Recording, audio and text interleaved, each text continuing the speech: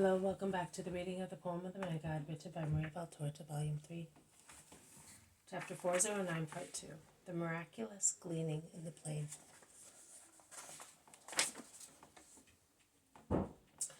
Would it not be better to destroy the spider? Asks Peter, who is very practical in his conclusions. It would be better, but the spider is doing its duty. It is true that it kills the poor little butterflies, which are so beautiful, but it exterminates a large number of filthy flies, which carry diseases and infection from sick to healthy people, from corpses to living persons. But in our case, what does the spider do? What does it do, Simon? Simon also is an elderly man, and is the one who is complaining of rheumatism. It does what your good will does. It destroys stupidity, apathy, vain conceit. It compels you to be vigilant. What makes you worthy of prize? Struggle and victory. Can you win if you do not fight? The presence of Satan compels continuous vigilance. Love, then, who loves you, makes his presence not necessarily harmful. If you keep close to love, Satan will tempt, but he will be rendered unable to cause real damage. Always? Always, in great and little things.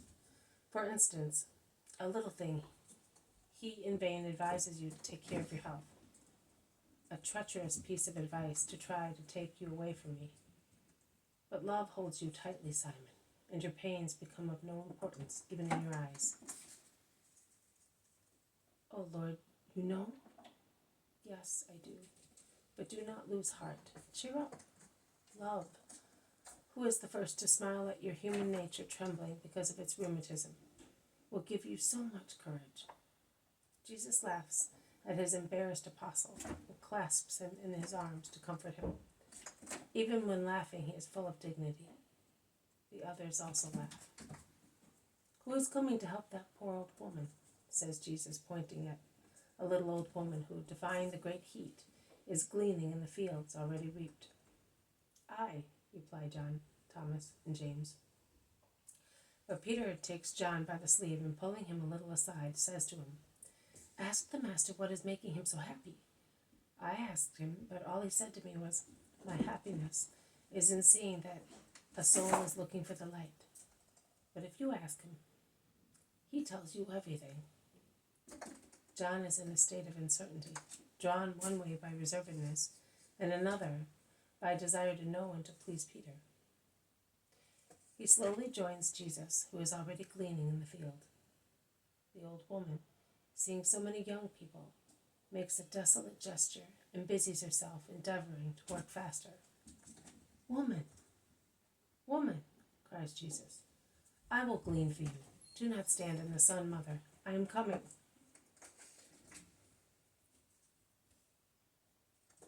The little old woman, dumbfounded at so much kindness, stares at him. She then obeys, and stooping and trembling a little all over her lean body, she moves towards the thin strip of shade along the edge of the field. Jesus moves about quickly, gathering ears. John follows him close at hand. Thomas and James are a little farther away. Master, says John, panting, how come you find so many ears? In the adjoining furrow I find so few. Jesus smiles but does not speak.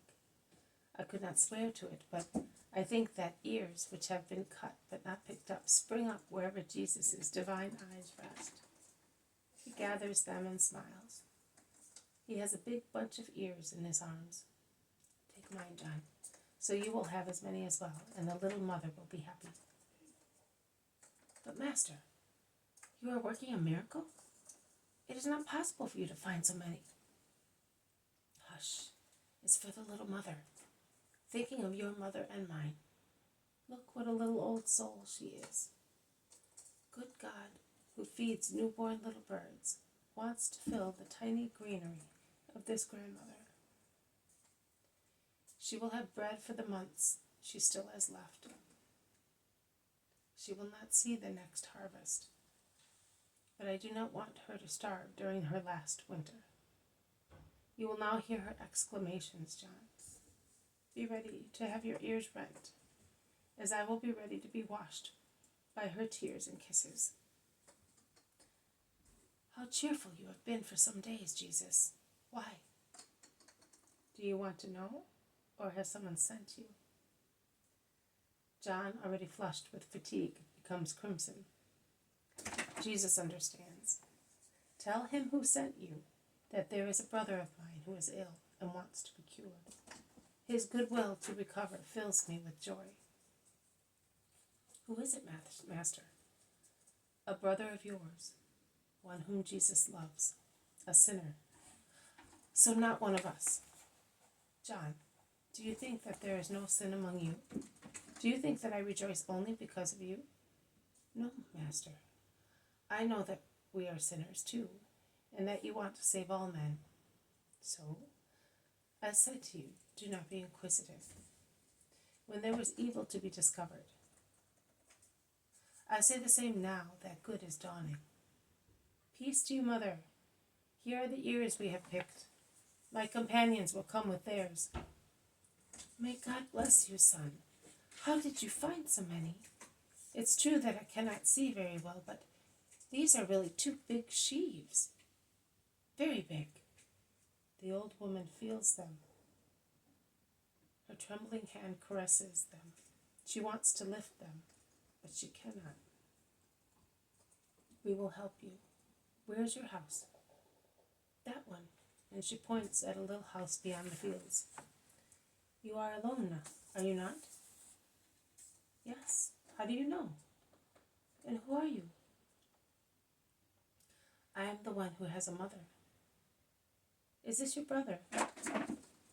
He is my friend. This has been a reading from the poem of the Man God, written by Maria Valtorta, Volume 3, Chapter 409, Part 2, The Miraculous Gleaning in the Plain. Thank you for listening. I will see you tomorrow.